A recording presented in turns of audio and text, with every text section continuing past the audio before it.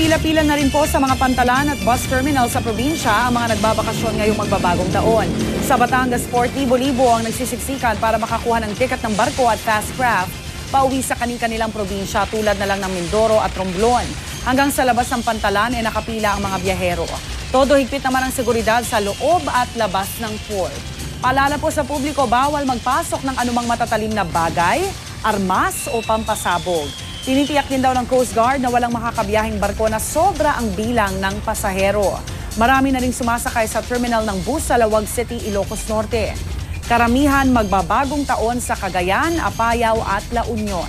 Sa dami ng pasahero, halos wala nang tigil ang biyahe ng mga bus. Mahigpit din ang seguridad at kabilang po sa mga bawal ibiyahe sa bus ang mga paputok.